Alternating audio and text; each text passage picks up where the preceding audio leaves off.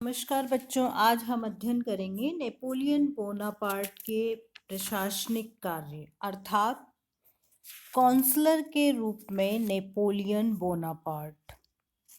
इसके अंतर्गत हम अध्ययन करेंगे उसने प्रशासन में क्या क्या सुधार किए, अर्थात उसने अपने जो शासन प्रबंध स्थापित किया शासन में, उसके द्वारा क्या क्या सुधार किए गए। तो बच्चों, नेपोलियन बोनापार्ट जिसने फ्रांस की क्रांति के पश्चात फ्रांस की संपूर्ण सत्ता पहले काउंसलर के रूप में अपने हाथों में केंद्रीकृत की, तत्पश्चात स्वयं फ्रांस का सम्राट बनके और सैनिक क्षेत्र में फ्रांस का इतना अधिक परचम फैला दिया कि उस समय संपूर्ण यूरोप में ये कहा जाने लगा कि यदि फ्रांस को जुखाम हो जाता है तो पूरा यूरोप छींकता है। इतिहासकारों ने तो यहाँ तक कहा है कि 1799 से 1815 तक का फ्रांस का इतिहास वास्तव में नेपोलियन का इतिहास है और नेपोलियन का इतिहास ही वास्तव में फ्रांस का इतिहास है। तो आज हम इस वीडियो के माध्यम से नेपोलियन के शासन सुधारों का विस्तार से अध्ययन करेंगे।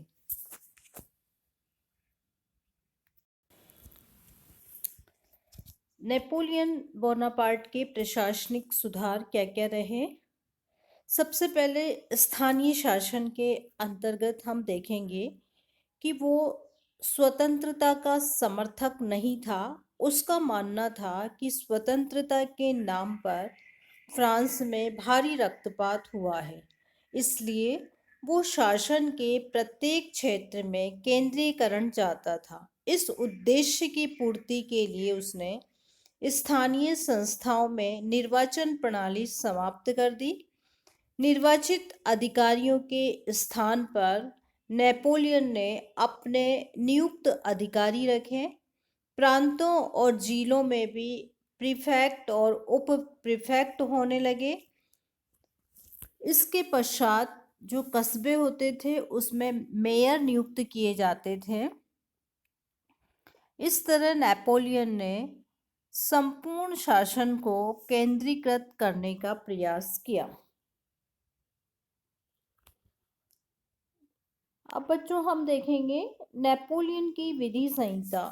नेपोलियन के द्वारा एक विधि संहिता का निर्माण किया गया था। क्यों किया गया था कि क्रांति के समय 1789 में जो फ्रांस में क्रांति हुई थी उस समय न्याय की स्थिति दयनीय थी।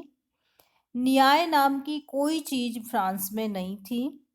विभिन्न प्रकार के कानून प्रचलित थे और इसलिए इस विभिन्नता को समाप्त करने के लिए उसने काउंसिल ऑफ स्टॉप को एक विधि संहिता बनाने का कार्य सौंपा और इसका प्रकाशन 1804 में हुआ। कानूनों का संग्रह सरल और रोचक भाषा में किया गया। इस विधि संहिता के संबंध में स्वयं नेपोलियन बोनापार्ट लिखते हैं कि मेरी ये विधि संहिता ऐसी है जो कभी नहीं मिट सकेगी और जो सदैव चिरस्थायी रहेगी। इस विधि संहिता में विधान कठोर बनाया गया था। चोरी, डकैती, भ्रष्टाचार, झूठी गवाही जैसे अपराधों के लिए मृत्यु दंड की सजा दी गई थी। वकीलों के विषय में नेपोलियन की धारणा अच्छी नहीं थी, अतः अपराधियों को वकीलों के सहयोग से वंचित कर दिया गया। समस्त फ्रांस में एक समान कानून बना दिए गए। विधि संहिता में सामाजिक और पारिवारिक जीवन को भी नियंत्रित किया गया। विवाह की आयु निर्धारित कर दी गई। तलाक प्रथा को जटिल बना दिया गया। स्त्री को पति की आज्ञा में रहना अनिवार्य कर दिया और जो परिवार की संपत्ति के बंटवारे के संबंध में विधि संहिता में इस बंटवारे को अनुचित बताया गया। जूरी प्रथा का प्रचलन किया गया। अभियोगों का निर्णय सुगमता और शीघ्रता से होने लगा। कानून की दृष्टि से फ्रांस के सब लोग समान हो गए। उसने जनता को कोई मौलिक अधिकार प्रदान नहीं किए। क्रांतिकारियों को बंदी बनाने के लिए बैलेट पेपर मुद्रित पत्रों का प्रयोग किया। इसलिए ये कहा जाता है कि उसकी जो नेपोलियन की विधि संहिता है वो इस तरह की है कि उसने जो नियम बनाए, कानून बनाए, जो भी नया देश होता है वो उन नियम और विधि विधान का अनुसरण करके अपने यहाँ कानून का अमली जामा पहनाता है। फिर बच्चों हम देखेंगे सामाजिक समानता। सामाजिक समानता के अंतर्गत नेपोलियन ने काउंसलर के रूप में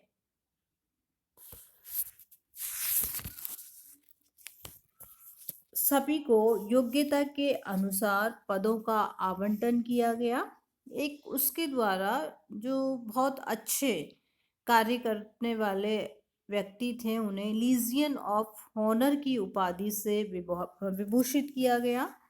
सामाजिक समानता के अंतर्गत योग्यता को महत्व दिया गया। योग्य व्यक्ति चाहे वो किसी भी जाति का हो, समाज का हो, वर्ण का हो, योग्यता के अनुसार पद निर्धारित कर दिए गए। अब हम देखेंगे धार्मिक समझौता। नेपोलियन के काउंसिल बनने के समय फ्रांस धार्मिक दृष्टि से दो दलों में विभक्त था।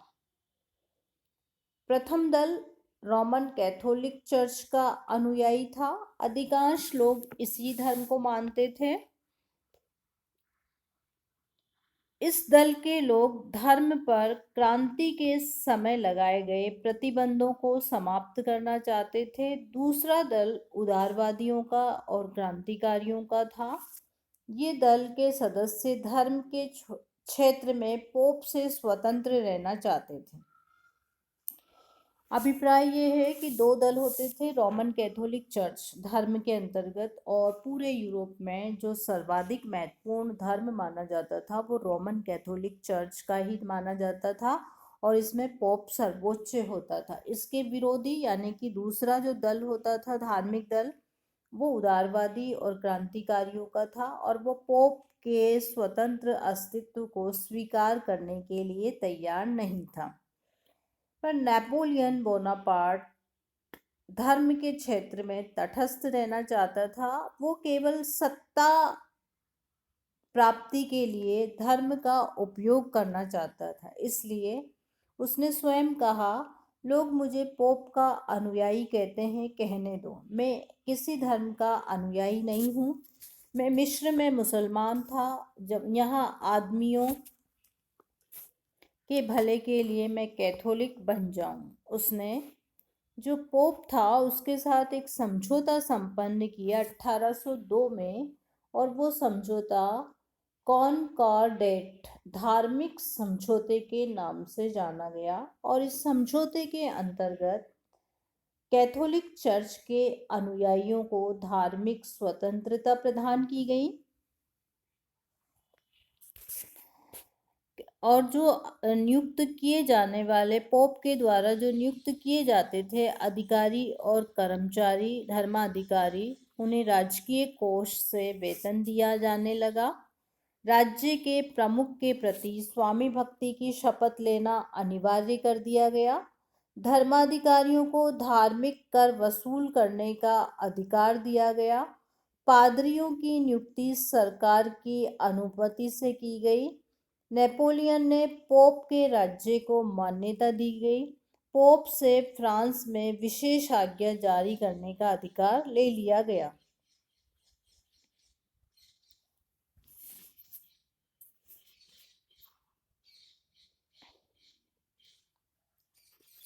तो बच्चों, नेपोलियन ने धार्मिक क्षेत्र में जो समझौता संपन्न किया, ये आपके 1 वर्ड में क्वेश्चन आता है कि नेपोलियन के द्वारा पोप के साथ कौन सा समझौता संपन्न किया गया। तो आपको देना है इसका आंसर कॉनकॉर्डेट समझौता। धार्मिक समझौता 1802 में किया गया और इस समय जो पोप था पोप पायस सप्तम था, और जिसके द्वारा ये समझौता संपन्न किया गया। क्यों किया गया धार्मिक समझौता नेपोलियन ने?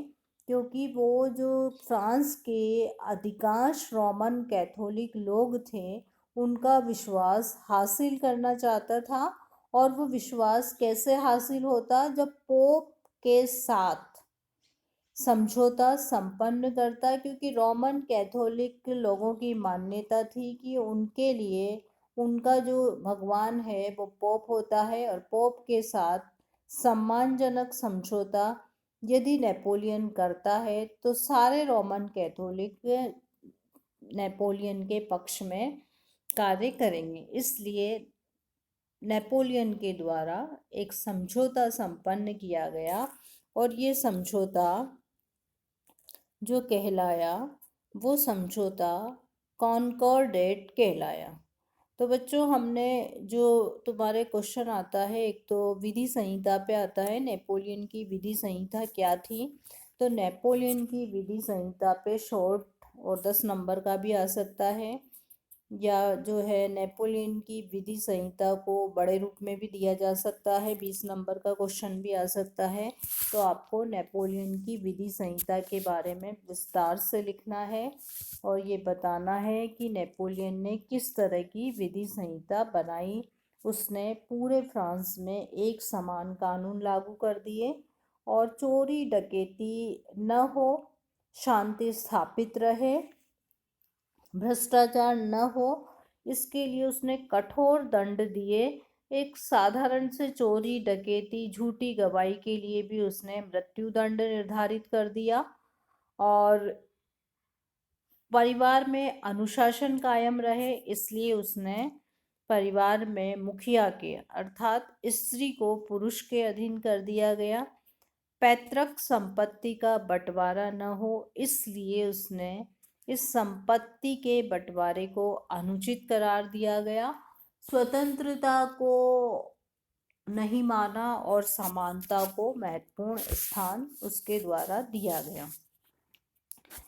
फिर बच्चों, हम देखेंगे सामाजिक समानता में हमने देखा कि किस तरह योग्यता को प्रमुखता दी गई।